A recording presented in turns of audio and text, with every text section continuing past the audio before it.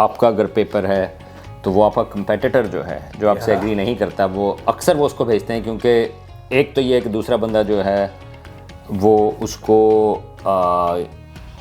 आपके फील्ड के बारे में पता है और आपके तो ये और कॉन्फ्लिक्ट ऑफ इंटरेस्ट नहीं है। हाँ, और एथिकल चीज़ है कि आप जो है वो खाली इस वजह से और ये चीज़ें होती हैं क्योंकि साइंटिस्ट जो है वो है भी इंसान, राइट। तो ये भी होता है कि आप अपना पर्सनल उसमें वो भी लग जाते हैं, लेकिन एथिकल चीज़ ये है कि आप फेयर रिव्यू करते हैं। हम एक ऐसी दुनिया में रह रहे हैं जहाँ पे ना साइंस और साइंस के ऊपर जो ट्रस्ट है ना, वो साइंस और साइंटिस्ट्स के ऊपर जो ट्रस्ट है वो कम होता जा रहा है। और एक चीज़ जो कि ना, जो वो लोग जो कि रेटरिक पैदा करते हैं साइंस और इंस्टीट्यूशंस के अगेंस्ट, वो ये है कि ना ये सारे के सारे लोग जो है ना, ये ऑडियंस कह रहा हूँ, सॉरी, पब्लिक जो है ना उनसे झूठ बोल रहे हैं, राइट। और ये सारे बिके हुए हैं। इनको फॉर एग्जांपल जो लोग फार्मास्यूटिकल्स पे काम करते हैं उनको बिग फार्मा ने ख़रीदा हुआ है, जो लोग इंजीनियरिंग पे काम करते हैं उनको लॉकहीड मार्टिन ने या स्पेस इन सब ने ख़रीदा हुआ है। लोगों को ज़्यादा बेफिक्री से वो मुझे सवाल भेज देते हैं, मुझे ईमेल भेजते हैं, राइट। अब देखो ना, हमारे उसमें अगर मैं एस्ट्रोनॉमी के सिलसिले में अगर बात करूँ तो बिल नाय है या नील डिग्रास टाइसन है या ब्रायन कॉक्स है। बैरियर ज़्यादा होता है अगर आपने उनकी पॉडकास्ट देखी पाकिस्तान में मिसाल के तौर पे, और आपने उनको ईमेल भेजनी, ठीक है, तो उसमें दोनों बैरियर हैं कि आपका एक बैरियर वहाँ पे और फिर उनका जवाब आने का। जबकि वो कहेंगे यार, अगर मेरे उन्होंने वो देखा उनका, यार ये सलमान को तो मैं यूं ही जो है वो ईमेल भेज दूंगा। ऐसी हमारे जो पार्टिकल एक्सेलरेटर्स हैं वो उन एनर्जीज तक पहुँच ही नहीं सकते, ठीक है, तो वो एक लिहाज से इम्पॉसिबल हो जाती है। या उनकी जो पॉसिबिलिटीज़ हैं वो इतनी ज़्यादा हैं कि वो जो एक मजाक होता है, जोक होता है कि स्ट्रिंग थ्योरी जो है वो करोड़ों किस्म की यूनिवर्सेस को प्रेडिक्ट करती है, जो वाहिद जो यूनिवर्स को प्रेडिक्ट नहीं करती वो जिसमें हम रहते हैं। एक मिथ है जो कि आई डोंट नो कि जो लोग सही फैलाते हैं ये वाली मिथ वो जानबूझ के कर रहे हैं, फिर उनको पता नहीं है। कई लोग ये कहते हैं स्ट्रिंग थ्योरी के बारे में कि you can derive anything in string theory, you can prove anything in string theory. That's not true, that's not right. तो एक प्रोग्राम है थियोरेटिकल फिजिक्स के अंदर, उसको कहते हैं स्वाम्पलैंड प्रोग्राम। स्वाम्पलैंड प्रोग्राम काइंड ऑफ है ये कि क्या चीज़ें डिराइव हो सकती हैं, ये डिराइव का मतलब है क्या चीज़ें हो सकती हैं स्ट्रिंग थ्योरी के अंदर और क्या चीज़ें नहीं हो सकती।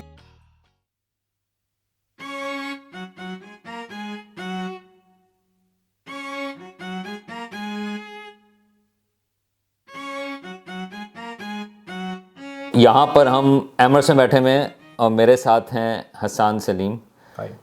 ये जो हैं वो पीएचडी कर रहे हैं, अब तो ख़त्म होने वाली है फ़िज़िक्स में, और एल्बनी में, न्यूयॉर्क में। तो मुझसे बहुत ज़्यादा दूर नहीं है, लेकिन ये यहाँ पर आए हुए थे। तो पहली बात तो ये है कि इनको खुश आमदेद। तो हसन, क्यों आए हुए हैं यार यहाँ पे? तो मैं यहाँ पे आया था एक समर स्कूल के लिए, जो कि यहाँ यूमास टाइमर्स के अंदर हो रहा है। उनका टावर है काफ़ी लंबा, 16-17 फ्लोर्स का, तो 16 फ्लोर के ऊपर है। तो वो आज उसका लास्ट दिन था, तो हमने सोचा कि हम एक वीडियो सेशन भी रिकॉर्ड कर सकते हैं।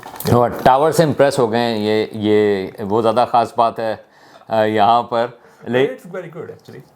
It is, by the way, astronomy department भी उसी टावर का ऐसा है। 5वां और 6ठा फ्लोर जो है वो एस्ट्रोनॉमी डिपार्टमेंट का है, राइट। तो मैंने कहा आपको, मुझे याद है कि मैंने आपको जब हमारी बात हुई 2022 के अंदर आई थिंक, तो मैंने आपको कहा था कि हाँ इस साल मिलेंगे हम। तो 4 साल बाद जो है वो मैंने अपना वादा पूरा कर दिया। चलो बचत हो गई, इससे पहले कि पीएचडी इनकी ख़त्म होती।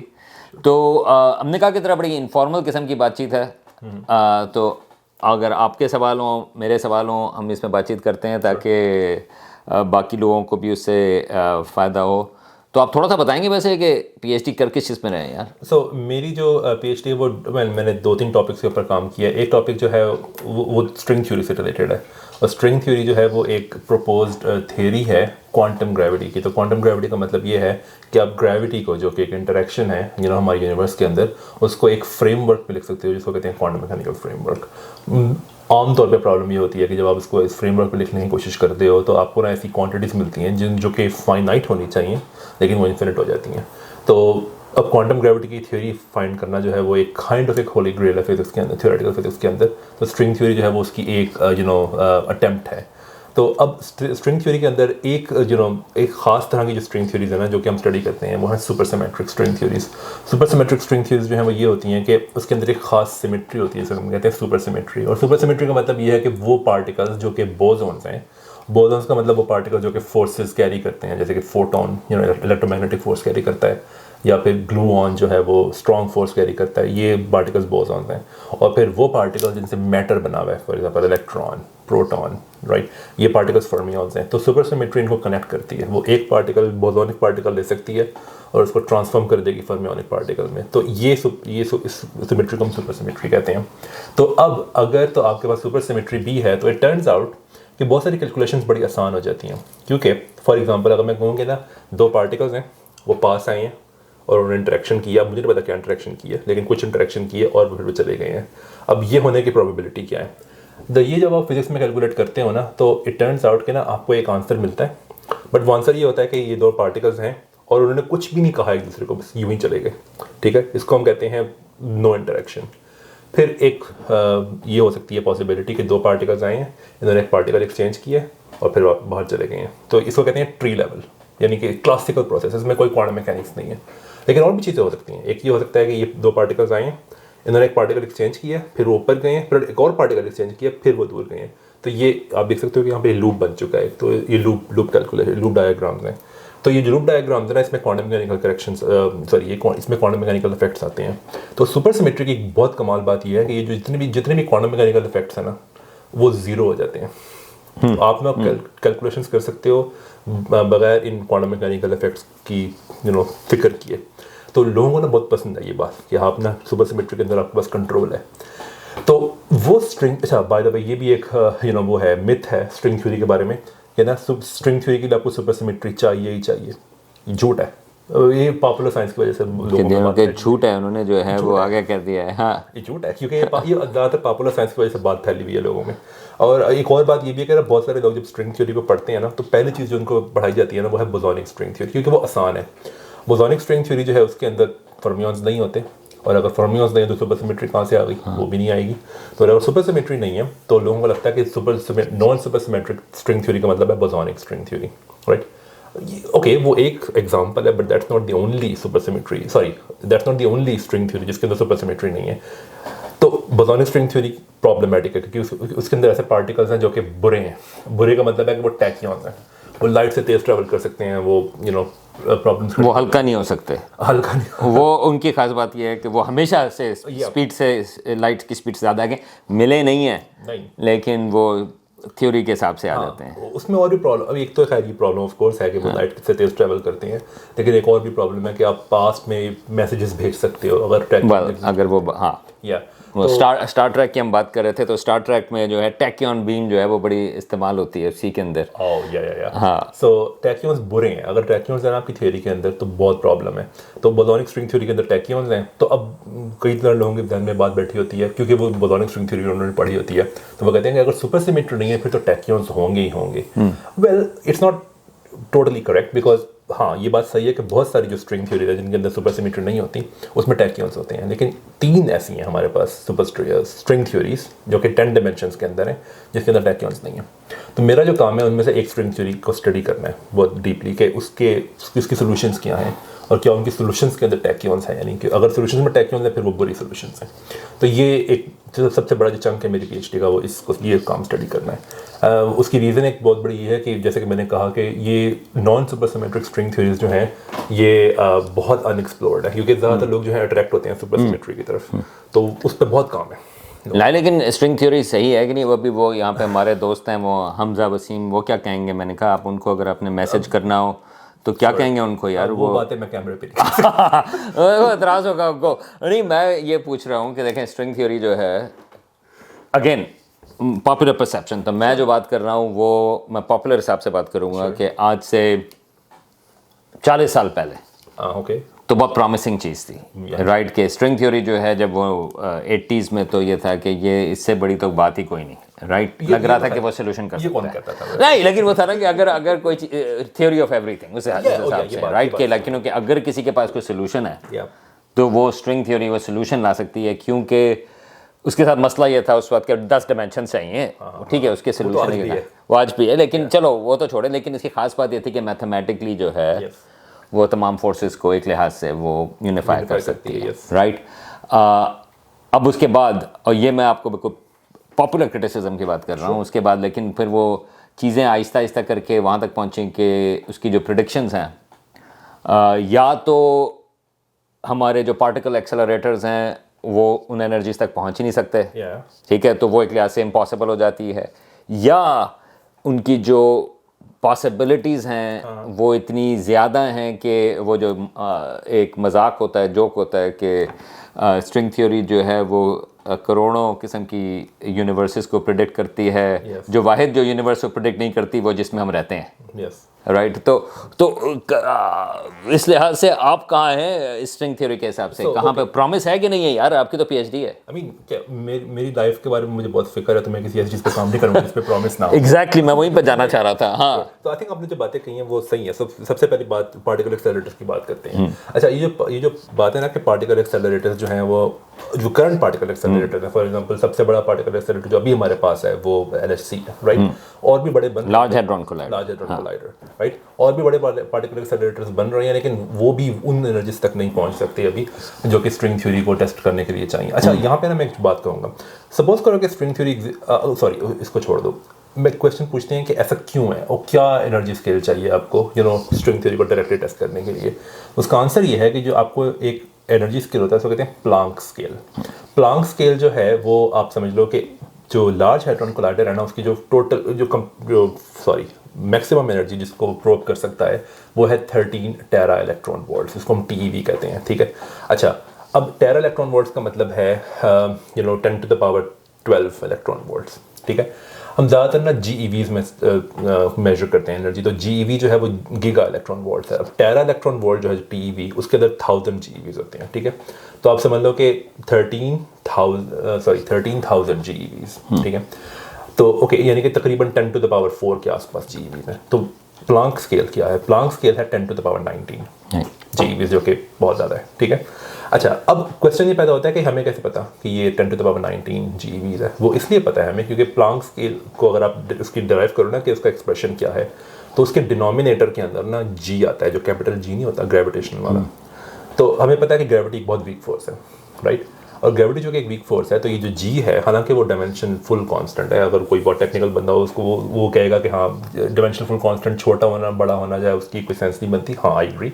लेकिन अब उसको डायमेंशनलेस कांस्टेंट्स के अंदर, डायमेंशनलेस का मतलब होता है कि ऐसे कांस्टेंट जिसके कोई यूनिट्स ना हो। क्योंकि अगर मैं कहूँ कि 1 मीटर बहुत बड़ा है, it doesn't mean anything, because वो एक क्या कहते हैं, मैं एक यूनिट यूज़ कर रहा हूँ। लेकिन अगर मैं कहूँ कि नंबर 6 बड़ा है या, तो उसमें कोई यूनिट्स नहीं है, तो मैं इसको रीस्केल नहीं कर सकता एक और यूनिट्स को यूज़ करके।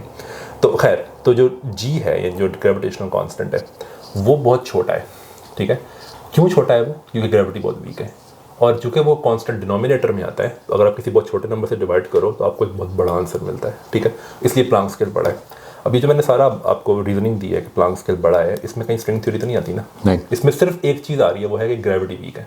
हाँ, तो इसका मतलब ये है, by the way, gravity weak होने का मतलब ये है कि छोटे स्केलों के ऊपर ग्रेविटी इंपैक्ट नहीं करती, बड़े स्केल के ऊपर जो है वो ग्रेविटी है, बाकी फोर्सेस को इंपैक्ट नहीं होता। तो लेकिन ओवरऑल ग्रेविटी जो है वो वीक है। इसका मतलब वो भी रिलेटिव बात है ना कि ग्रेविटी वीक का मतलब है कि जो बाकी फोर्सेस ना उसके मुकाबले में ग्रेविटी बहुत। फॉर एग्जांपल ये सेल फोन है मेरा, ठीक है, इस सेल फोन को सारी अर्थ मिल के नीचे खींच रही है और मैं आराम से यूँ उसको उठा सकता हूँ। तो इनकी पावर की बात है, राइट। देखिए ग्रेविटी कितनी वीक है, मैं ये कहना चाह रहा हूँ। सो ओके, तो अब आपने देखा कि मैंने जो रीजनिंग दी है कि प्लांक स्केल बड़ा क्यों है, उसमें सिर्फ एक चीज़ मैंने यूज़ की और वो ये है कि ग्रेविटी वीक है। इसमें स्ट्रिंग थ्योरी का कोई कसूर नहीं है। आप ये चीज़ प्रेडिक्ट कर सकते थे even before string theory was a thing, right. तो इसका मतलब ये है कि ना सिर्फ स्ट्रिंग थ्योरी नहीं, बल्कि क्वांटम ग्रेविटी की कोई भी थ्योरी जो है ना, उसको अगर आप टेस्ट करना चाहोगे डायरेक्टली, तो आपको प्लांक स्केल के ऊपर प्रूव करना पड़ेगा। प्रूव करने का मतलब है कि प्लांक स्केल के ऊपर क्या आ रहा है ये देखना पड़ेगा, ठीक है।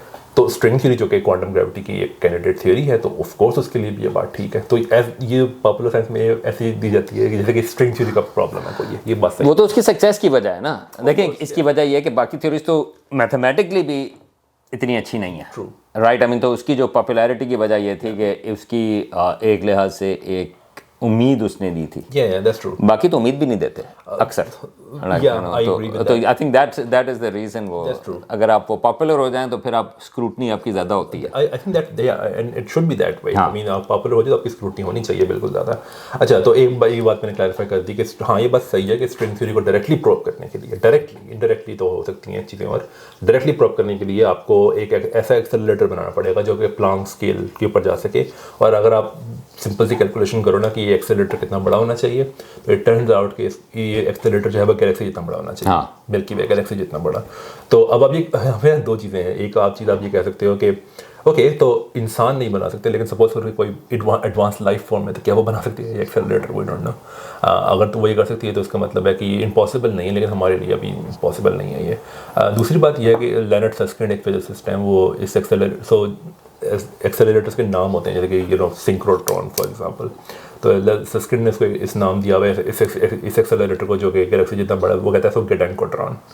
अगर किसी को नहीं पता तो गेडेंका का मतलब होता है थॉट एक्सपेरिमेंट, तो ये सिर्फ थॉट में एग्जिस्ट कर सकता है। अच्छा दूसरी बात आपने कि लैंड क्या कहते हैं कि बहुत करोड़ों वैक्यूम है। करोड़ तो खैर बहुत अंडर एस्टिमेट है। हाँ नहीं आई नो वो करोड़ मैं उर्दू में मैं ट्रांसलेट करना चाह रहा था, लेकिन नहीं that is true, it 10 to the 120 और something like that. I mean different तरीके हैं राउंड करने की, लेकिन बहुत बड़ी पावर है 10 की। तो हाँ ये बात सही है कि स्ट्रिंग थ्योरी जो है उसका ये जो कलेक्शन ऑफ वैक्यूम है ना, यानी वैक्यूआ जो है वो वैक्यूम की जमा है, और वैक्यूम का मतलब है कि आपकी कौन सी लोवेस्ट एनर्जी स्टेट से आप शुरू कर रहे हो। तो बहुत सारी लोवेस्ट एनर्जी स्टेट्स हैं स्ट्रिंग थ्योरी की, ये बात सही है।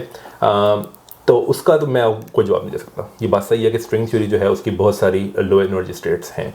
अच्छा इसमें एक और भी पॉइंट जो है वो पैदा होता है, वो ये है कि हम किस तरह से चुन सकते हैं या फिर हम किस तरह से हम कोई हिंट्स पैदा कर सकते हैं कि इनमें से कौन सी यूनिवर्स जो है वो हमारी होगी। तो उसके लिए डिफरेंट प्रपोजल्स हैं, लेकिन अगेन ये फ्रंटियर्स के ऊपर है, तो इस पर कोई फुल फ्लेज्ड आंसर नहीं है। एक चीज़ जो कि कुछ फिजिसिस्ट ने प्रपोज किया वो ये है कि जब लाइफ होती है ना एक यूनिवर्स के अंदर, तो वो लाइफ बहुत सारी एंट्रोपी पैदा करती है। तो क्या आप कोई ऐसी यूनिवर्स को डिटेक्ट कर सकते हो जिसमें, या फिर सेट ऑफ यूनिवर्सेस को जिसमें ना एंट्रोपी बहुत तेज़ी से बढ़ रही हो? ये अजीब सा प्रपोजल है काफ़ी वैसे, लेकिन ये एक प्रपोजल लोग यूज़ करते हैं। और बाय द वे आप देख सकते हो कि ये जो प्रपोजल है ये इस पे बेस करता है कि हम एग्जिस्ट करते हैं यूनिवर्स के अंदर। तो इस तरह के आर्गुमेंट्स को आप आपको पता है एंथ्रोपिक आर्गुमेंट्स। तो एंथ्रोपिक आर्गुमेंट्स जो हैं वो कई सारे स्ट्रिंग थ्योरीज जो हैं, या सिर्फ स्ट्रिंग थ्योरीज नहीं बल्कि थ्योरेटिकल फिजिसिस्ट जो हैं they are okay with them, a lot of them are not okay with them। तो अगेन ये बड़ा डिसएग्रीमेंट है फील्ड के अंदर, लेकिन अगेन मैं इसको मैं डिफेंड नहीं कर सकता कि ये स्ट्रिंग थ्योरी का लैंडस्केप नहीं है। लैंडस्केप तो है, ये बात सही है। लेकिन एक बात मैं कहूँगा यहाँ पे कि ना ये बात सही है कि स्ट्रिंग थ्योरी के बहुत सारे वैक्यूम हैं, लेकिन यहाँ पे दो सिल्वर लाइनिंग्स हैं। एक सिल्वर लाइनिंग ये है कि इट्स फाइनाइट। दूसरी बात ये है कि ना, बल्कि वो सिल्वर लाइनिंग नहीं, वो एक मिथ है जो कि आई डोंट नो कि जो लोग सही फैलाते हैं ये वाली मिथ वो जानबूझ के कर रहे हैं या फिर उनको पता नहीं है। कोई लोग ये कहते हैं स्ट्रिंग थ्योरी के बारे में कि you can derive anything in string theory, you can prove anything in string theory. That's not true.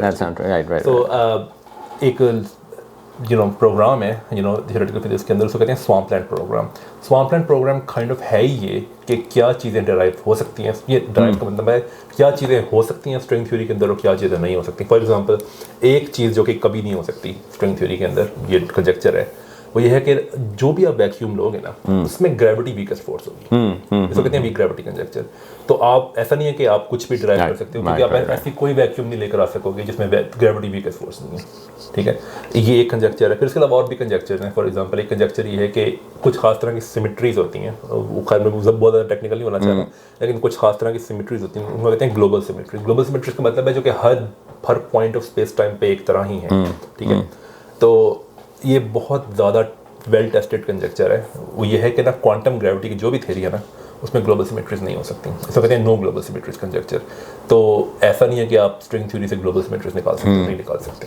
I mean low energy के ऊपर हाँ, लेकिन फुल फ्लैश क्वांटम ग्रेविटी नहीं निकाल सकते। लेकिन जो आपका पॉइंट था कि करोड़ों वैक्यूम है बल्कि बहुत ज़्यादा है, वो बात तो सही है। तो यार ये बताएं कि चलो ये तो बात हो गई, इसमें तो आधी बातें तो मुझे भी ज़रा मुश्किल होती है समझने की, लेकिन वो आपकी पॉडकास्ट भी है फिज मैथ के नाम से, राइट करते हैं फिज मैथ यार हमेशा मैं फिज जो है वो आगे वो जो है वो एक दफ़ा मैथ। हाँ, एक दफ़ा मैंने एक गेस्ट को बुलाया था वो जो कि पेरिस में एक यूनिवर्सिटी के अंदर रहते हैं, तो उस यूनिवर्सिटी के पेज के ऊपर ना उस पॉडकास्ट को उन्होंने यूनिवर्सिटी ने लिंक दिया था, उन्होंने भी फेस मैथ लिख दिया। बहुत सारे लोग करते हैं, इट्स ओके। चलो अब दो वो URL ले लेना, एक फिज मैथ का भी ले लें, मगर चलें फिज मैथ जो है तो ये बताएं कि पहली बात तो ये है कि उसका लिंक जो है वो यहाँ पर हम डाल देंगे, इसका जो है वो होना ज़रूरी है। और उसमें किस किस्म की बातचीत होती है? सो वो जो चैनल है ना, जो मैंने 2018 में शुरू किया था और उसकी ट्रैजेक्टरी काफ़ी ऊपर नीचे रही है। तो पहले मैंने ये सोचा था कि मैं 2018 में जब मैंने चैनल शुरू किया था ना, वो तो मैंने सोचा था कि उस वक्त मैं क्वांटम फील्ड थ्योरी स्टडी कर रहा था, जो कि एक थ्योरी है फिजिक्स की। तो मुझे पढ़ाने का बहुत ज़्यादा शौक है, आई मीन बहुत ही ज़्यादा। और आई थिंक मैं ये भी समझता हूँ कि लर्न करने का एक तरीका ये है कि आप पढ़ाओ। तो मैंने कहा कि मैं ना क्वांटम फील्ड थ्योरी के ऊपर मैं लेक्चर्स बनाऊंगा, और उर्दू और हिंदी में, क्योंकि कोई भी नहीं बनाता उर्दू और हिंदी के अंदर, अभी भी कोई भी नहीं बनाता आई थिंक। तो मैंने वो शुरू किया था। तो फिर मैं ऑन एंड ऑफ लेक्चर्स बनाता रहा उसके ऊपर। फिर बीच में मैंने और भी वीडियोस अपलोड करनी शुरू की, रैंडम टॉपिक्स के ऊपर, फिजिक्स से रिलेटेड। फिर मैं बिजी हो गया, फिर मैंने थोड़ी देर के लिए छोड़ दिया। फिर मैंने कोविड के अंदर स्टार्ट किया था पॉडकास्ट, जो आप कह रहे हैं। वो पॉडकास्ट जो था वो पहले मैंने उर्दू में शुरू किया था, फिर मैंने आई थिंक 2-3 साल पहले की बात है, मैंने उसको इंग्लिश में शिफ्ट कर दिया। तो अब जो उसके ऊपर बातें होती हैं वो ज़्यादातर फिजिक्स से रिलेटेड, फिजिक्स और मैथ से रिलेटेड होती हैं, थ्योरेटिकल फिजिक्स और मैथ से। नहीं, और अगर आप हाई लेवल की कॉन्वर्सेशन और उस चीज़ में अगर इंटरेस्टेड हैं, so that is actually really good. क्योंकि और अगेन जो उसमें जो एक चीज़ होती है, लोगों का ख्याल होता है कि यार कितने व्यूज़ मिले, कितने वो मिले। बाय द वे कायनात में भी हमें मसला नहीं होता ये, क्योंकि व्यूज़ नहीं मिलते हमें बहुत ज़्यादा, लेकिन पॉइंट ये होता है कि आपको सीखने का मौका मिलता है जब बातचीत होती है। जिन टॉपिक्स पे हम ज़्यादातर बात कर रहे हैं, they are for physics students. और अगर तो आपको व्यूज़ लेने हैं तो सब कम से कम टेक्निकल चीज़ें बनाना। Right, exactly, right. व्यूज़ कम ही मिलेंगे आपको। तो I think that is something जो लोगों का, जब अगेन बहुत सारी पॉलिटिकल पॉडकास्ट वगैरह होती हैं जिसके अंदर बहुत लंबी चौड़ी 2-2, 3-3 घंटे की बातचीत होती है, लेकिन ये रिलेटिवली रेयर है, ख़ासतौर से उर्दू हिंदी में। कि तो खैर इंग्लिश में कर दिया मैंने। हाँ नहीं, अब लेकिन मैं करूँ ये किया तो था ना यार पहले, कि लाइक कि ऐसी किस्म की चीज़ जो है वो, और यार अंग्रेज़ी में भी हो तो फ्लेवर तो आप ही का है ना यार। आई मीन लोग जो हैं वो देखें तो एहसान सलीम को भी आ रहे हैं ना, तो आप अगर सवाल पूछ रहे हैं वो उस हिसाब से पूछ रहे हैं। So I think that actually helps quite a bit. लोगों को इंस्पायर भी करता है, लोगों को सवाल भी होते हैं। और जो एक डिफरेंस है जो मेरे हिसाब से भी है, आई एम प्रीटी श्योर कि आई डोंट नो कि how do you see that, कि लोगों को ज़्यादा बेफिक्री से वो मुझे सवाल भेज देते हैं, मुझे ईमेल भेजते हैं, राइट। अब देखो ना, आई मीन हमारे उसमें अगर मैं एस्ट्रोनॉमी के सिलसिले में अगर बात करूँ तो बिल नाय है, या नील डिग्रास टाइसन है, या ब्रायन कॉक्स है। बैरियर ज़्यादा होता है अगर आपने उनकी पॉडकास्ट देखी पाकिस्तान में मिसाल के तौर पे, और आपने उनको ईमेल भेजनी है, ठीक है, तो उसमें दोनों बैरियर हैं कि आपका एक बैरियर वहाँ पे और फिर उनका जवाब आने का।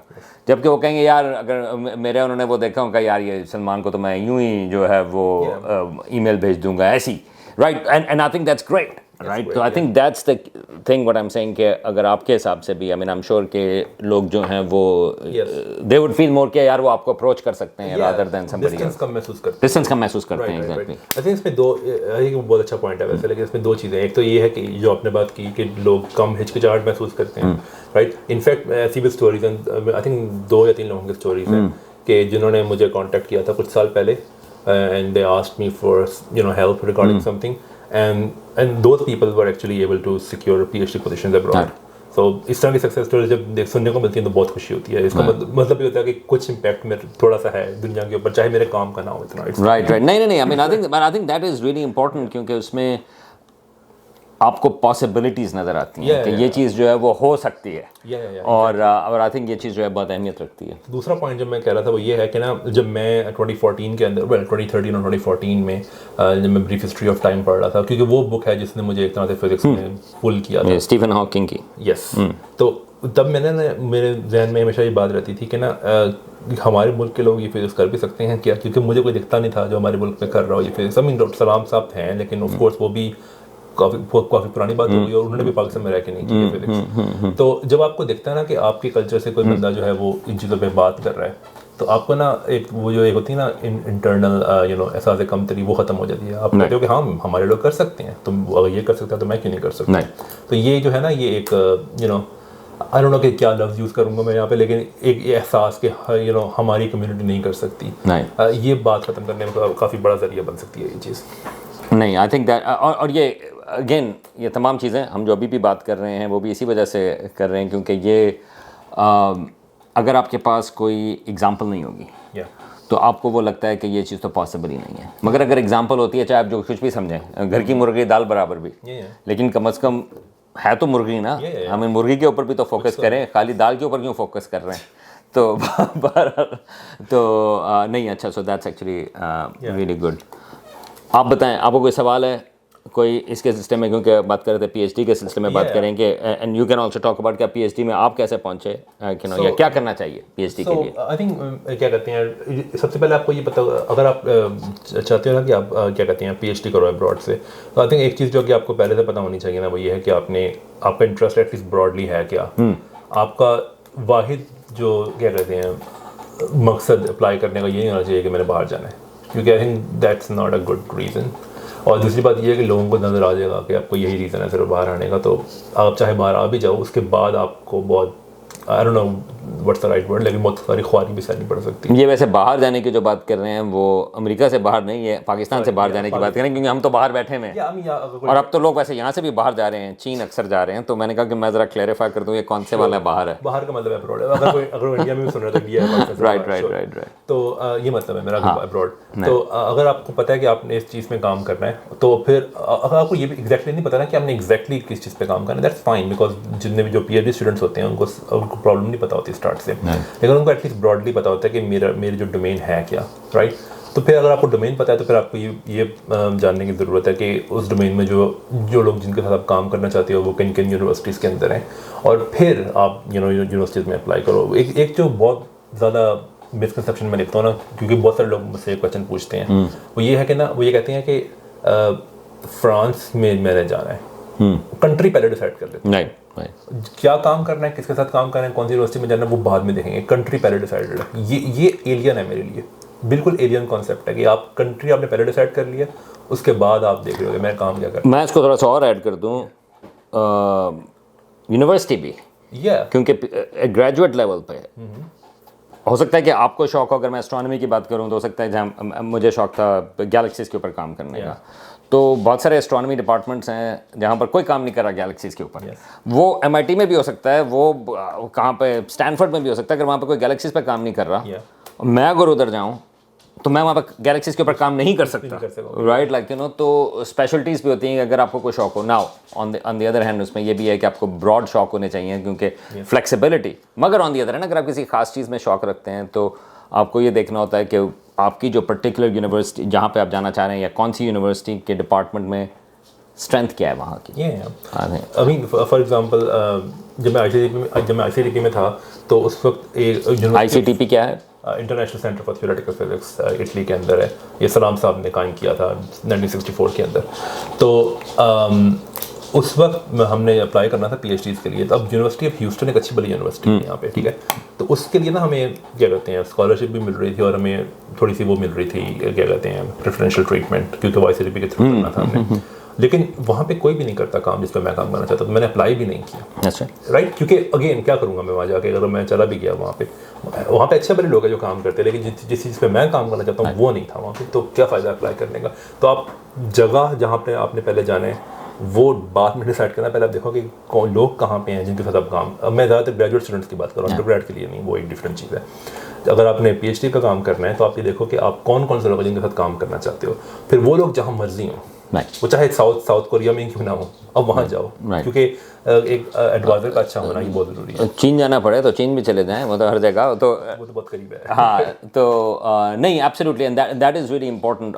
एस्ट्रोनॉमी के हिसाब से आपको देखना होता है कि अगर ऑब्जर्वेशनल एस्ट्रोनॉमी करनी है तो टेलीस्कोप एक्सेस, कुछ यूनिवर्सिटीज़ के पास टेलीस्कोप्स हैं, कुछ के पास नहीं है। तो अगेन दैट्स आपको there is a huge advantage अगर आपके पास टेलीस्कोप एक्सेस हो, तो कहाँ पर हो वगैरह वगैरह। एक्सपेरिमेंटल फिजिक्स की जो PhDs है ना, इन पे मैं ज़्यादा बात नहीं करूँगा, मेरा एक्सपीरियंस नहीं है, लेकिन मैंने देखा है ना जिस तरह से लोगों को। फॉर एग्जांपल मैं जब पंजाब यूनिवर्सिटी में था, मैंने वहाँ से बैचलर्स और एक मास्टर्स वहाँ से किया हुआ है, तो मेरे जो कॉलीग्स थे जो कि एक्सपेरिमेंटल फिजिक्स पे काम करते हैं, उनको इतनी ख्वारी सहनी पड़ती थी, क्योंकि फॉर एग्जांपल बहुत सारे लोग ना वहाँ पे काम करते हैं स्पटरिंग के ऊपर, एक सरफेस ले लो आप, उसके ऊपर स्पटरिंग करो डिफरेंट पार्टिकल्स की, और जो मशीन वो करती है वो प्यास के अंदर है।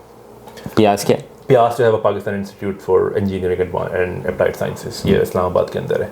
ठीक है, तो वो उनको पहले वहाँ भेजना पड़ता है और फिर बैठे रहो जब वो आएगा वापस, अब तक कुछ भी नहीं कर सकते। राइट। तो अगर आप सपोज करो वो मशीन आपके पास होती आपकी यूनिवर्सिटी में, तो कितना फ़र्क पड़ता है उससे, बहुत फ़र्क पड़ता है। वैसे मैं बता दूं कि जो इस किस्म की फ्रस्ट्रेशन होती है वो एस्ट्रोनॉमर्स को मुख्तलिफ किस्म की होती है, क्योंकि अगर आपके टेलीस्कोप भी हो, अगर आप ऑप्टिकल विजिबल लाइट में काम कर रहे हो तो आपके पास टेलीस्कोप भी आप पहुंच गए उधर, लेकिन अगर बादल हैं तो कुछ नहीं हो सकता। और ये मेरे साथ भी हो चुका है कि गए वहाँ पे क्या कहते हैं, चिली में मेरा काफ़ी सारा काम था, तो गए और 4-5 दिन मिलते हैं रात को, लाइक 4-5 रातें। अच्छा, मुझे नहीं पता था आपने चिली में भी काम किया। नहीं, मेरा ज़्यादातर काम जो है, मेरा आधा ऑब्जर्वेशन का काम चिली में था और आधा जो है वो नॉर्दर्न हेमिस्फीयर में था। और I mean I been there कि वहाँ पे गए 4 दिन के लिए, 4 रातें मिली हुई हैं, which is actually quite a bit of time.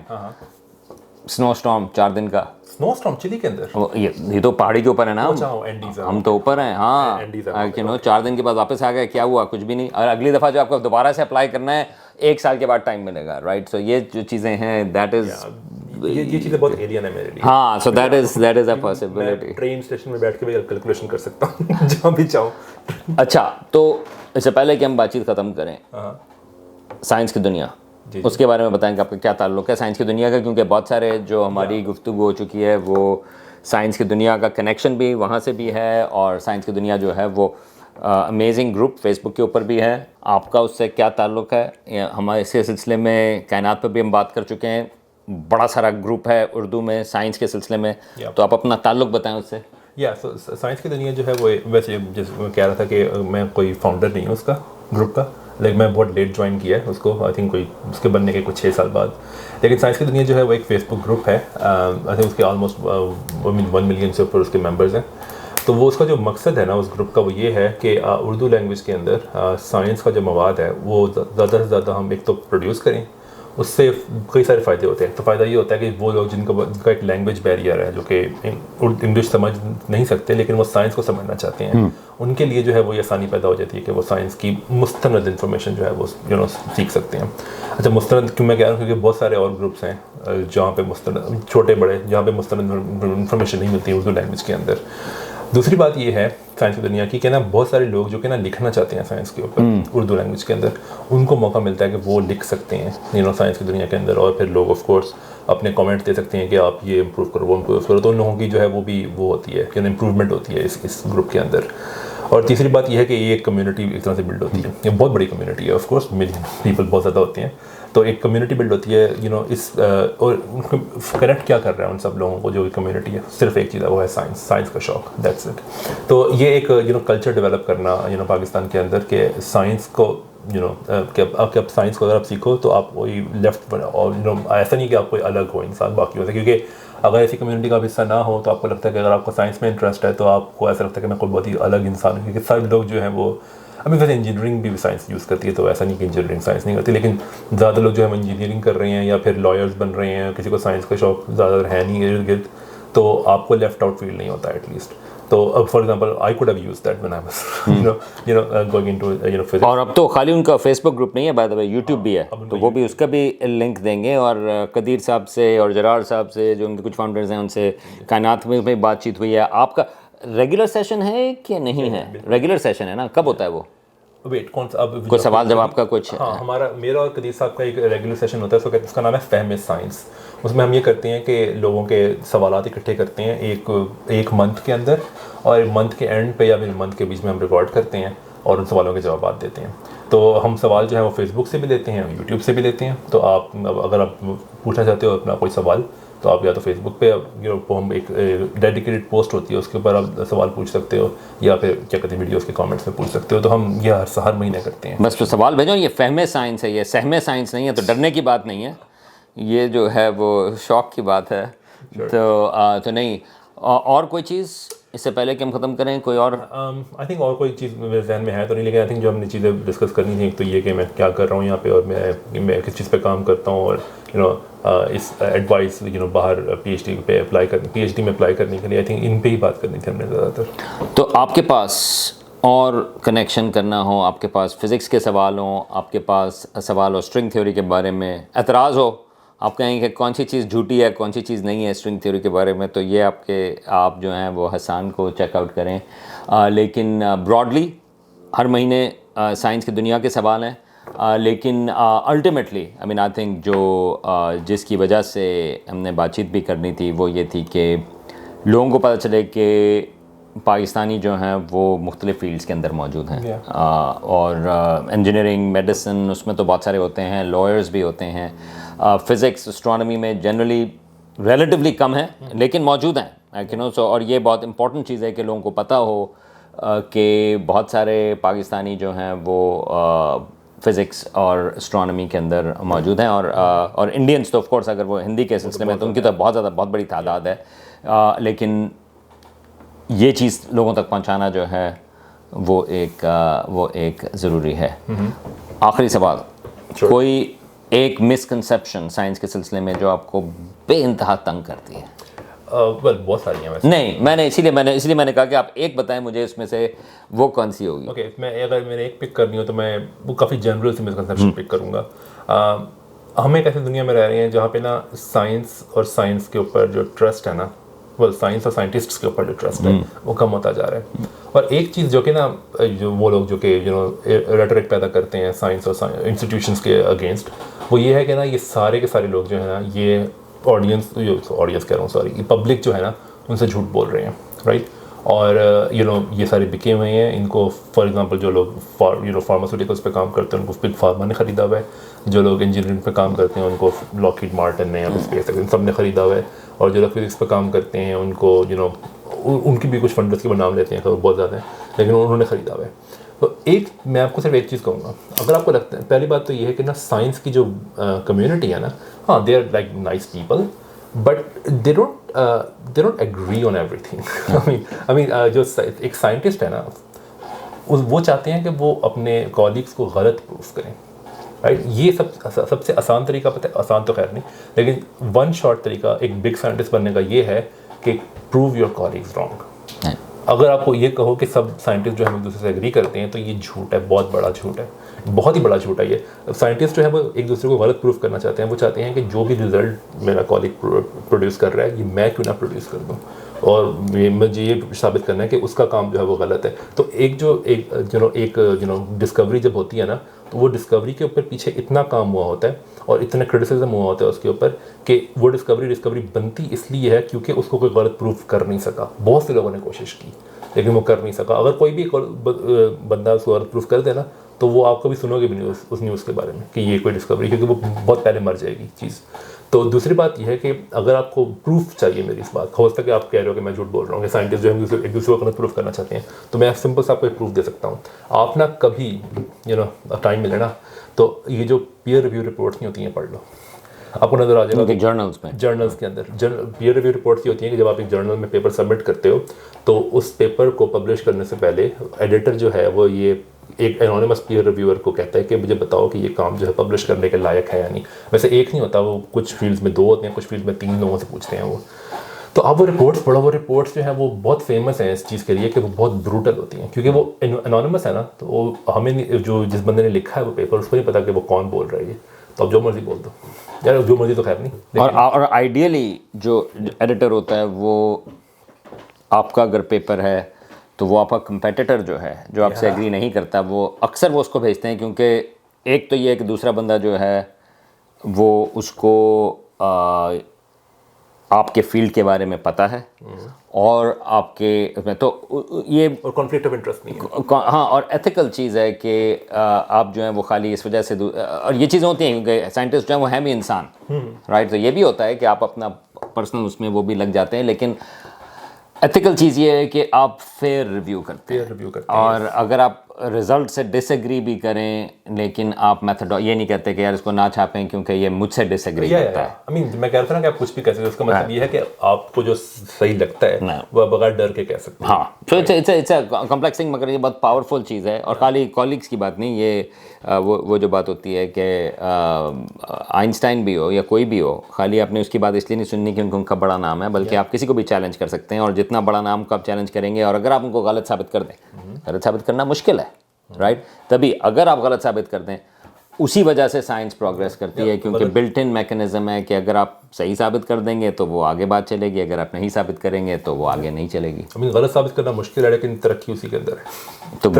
तो मिसाल के तौर पे क्लाइमेट चेंज की जब बात आती है तो आप कुछ भी कह लें, लेकिन बहुत अरसे से ओवरऑल कंसेंसस बढ़ता रहा है उस सिलसिले में कि हमारी क्लाइमेट जो है चेंज हो रही है, हालांकि पॉलिटिकली उसके सिलसिले में बहस होती है, राइट। तो I think that's a valid. इसमें एक चीज़ ऐड करूंगा कि हो सकता है कि किसी के जहन में हो कि ओके मुझे कैसे पता कि पीयर रिव्यू रिपोर्ट्स कहाँ पढ़नी है जाके, वो तो खैर उसको नहीं भेजी जाती जो कि ऑथर है, मुझे कैसे मिलेगी वो।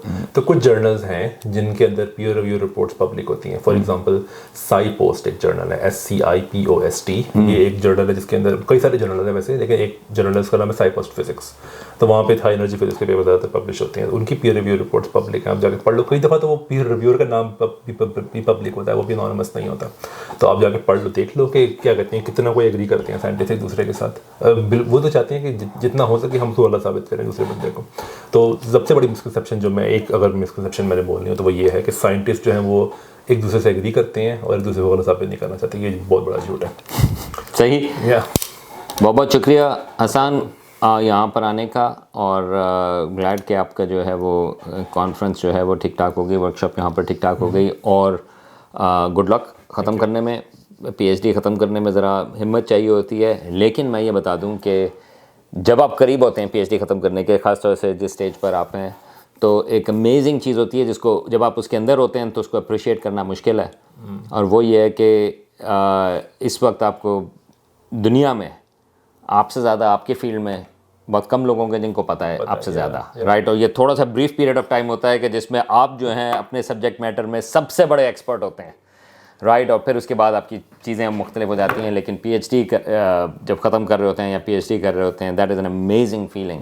डर भी लग रहा होता है। नहीं, डर तो इसीलिए आपको ज़्यादा चीज़ों का पता होता है, क्योंकि वो डर भी होता है कि यार मुझे तमाम चीज़ें पता हैं या नहीं पता, और ये भी कि इसके बाद क्या करना है, इसके बाद बिल्कुल। तो उसके सिलसिले में गुड लक, और फिर दोबारा बात करेंगे। चेकआउट करें, लिंक्स जो हैं मौजूद हैं इनके अपने FIMATH और FEMATS और साइंस की दुनिया, ये तमाम लिंक्स जो हैं हर महीने साइंस की दुनिया पर ये और कदीर साहब जो हैं वो बातचीत करते हैं, अपने सवाल भेजें। बहुत शुक्रिया आपका। Thank you for having me.